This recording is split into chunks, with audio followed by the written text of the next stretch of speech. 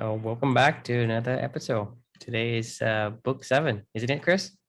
Book 7, A Year of Magical Learning. We're going to be talking today about a book called When. The book When is written by the author Daniel Pink.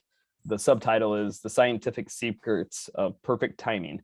This book is all about understanding when things happen, like when's the best time to work out, our circadian rhythms and how we function with that kind of stuff. How we think of things in stories and how we think of things, through beginnings, peaks, and ends. I think just a quick fun note that I learned and was this concept called a Nappuccino. I didn't put it in the reflection, but I think I've told you about the Nappuccino before, right? For anybody that doesn't know what a Nappuccino is, caffeine, when you drink a cup of coffee, doesn't really kick in until about 30 minutes after you kind of, like for it to metabolize and start to actually work and do its thing. Daniel Pink says if you want to have perfect timing on maximizing a nap, drink a cup of coffee and then go take a nap for 20 minutes. By the time you're waking up from that nap, the caffeine will be kicking in. And then all of a sudden, you got this great, rested, and then caffeine kicks in. It's called a Nappuccino. So that was a really fun, thing to Sounds learn interesting. Question though, would the caffeine wake you up? No, because it doesn't metabolize until that's why he's saying it takes about no, I think like after 30 minutes, because I sometimes tend to oversleep if I take the nap. Would the caffeine wake you up after 30 minutes?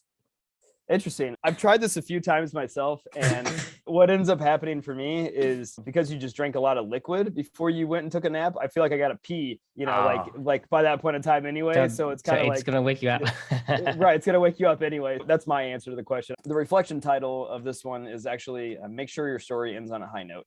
I'll explain a little bit here around my thoughts around it. So as the author talks about in the book, we love stories. Humans think in stories. Apparently, what we really remember is just the beginnings, the middles, and the ends, right? So the peaks in the middle, how things started. The structure of the story. We don't really remember a lot of the details in between, which reminds me of Thinking Fast and Slow. We talked about that one study with people that would be electrocuted in their hands, they place their hands in a ice cold bucket or something like that for a certain duration of time. And it really didn't matter the duration of how things were going on.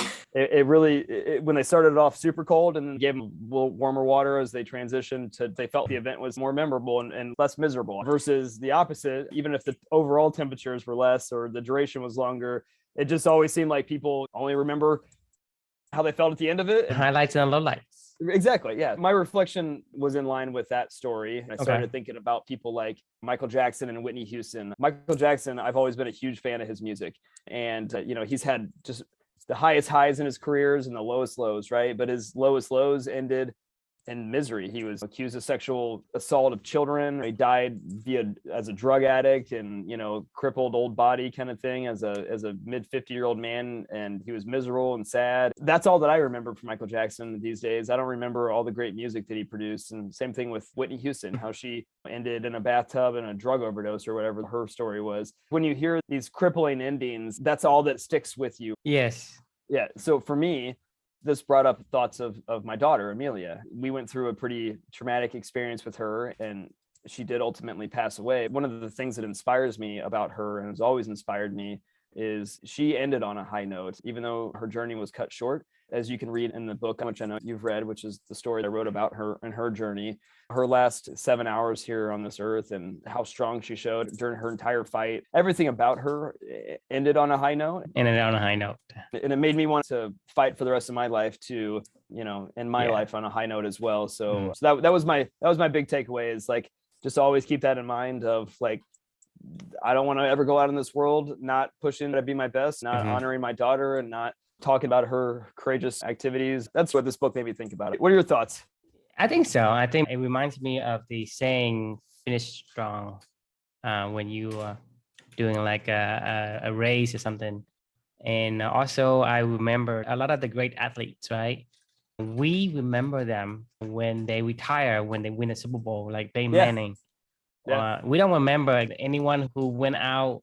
For example, Andre Johnson with the Texans, he just fades into the night. Right. And Joe Montana, that's a great example. Joe Montana, when he went to the Chiefs, it's like, oh man, why'd you do that? But that's all I remember is Joe Montana on the Chiefs. I don't remember him on the 49ers winning 4 Super Bowls. So that's the thing. In order for people to have you linger in their mind, you have to finish on a high note, which is finish strong. Michael Jordan does the same thing. He ended his career with championships. Timing the retirement, these guys become an icon and inspiration. Right. If they continue to do and fade tonight, we just lost that leverage. As humanity, we lose what they did. Like they did great 9 times out of 10, but the 10th time, the one they fail, we remember them for the failure, especially in the end. And Right. so for us, that I mean, I think it's just human nature. We will condition for that. So we always remember the highlights and lowlights, and especially the last one that you are as good as your last action. For example, if I am a good advisor and I recommend you amazing products one after another, then my recent one, I recommend you the wrong one and it gives you stress and pains and nightmares, right? You Right. remember me for that single one.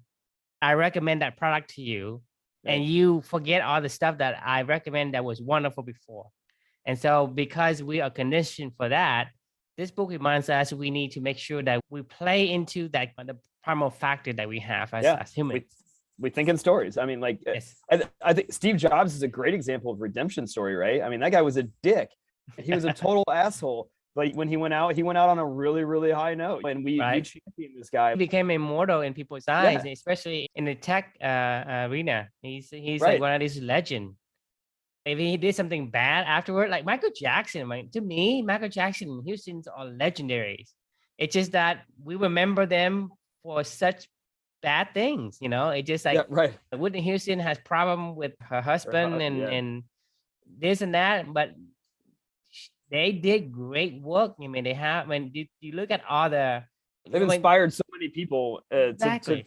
But that's not what we remember. It's just crazy how our brains work. I think it's really important on this journey to better understand ourselves and humanity and why we do what we do. That's a huge part of this journey. This is a really important lesson for me to remember. You could have different phases of your life. Every single person you encounter may have highlights, beginnings, highlights, and lowlights. It just always make sure that you end on a high note, because that's what the lasting impression you will always be. If you're leaving a company, on a high note. If you're leaving a relationship, they miss you. then they'll come. I'm sure they'll call you later on. They'll be like, "Oh yeah, I remember working with Trieu. He was a great dude, even though I wanted to fire him, like half the time. But like, no, he was a great guy, you know." Yeah, so, exactly.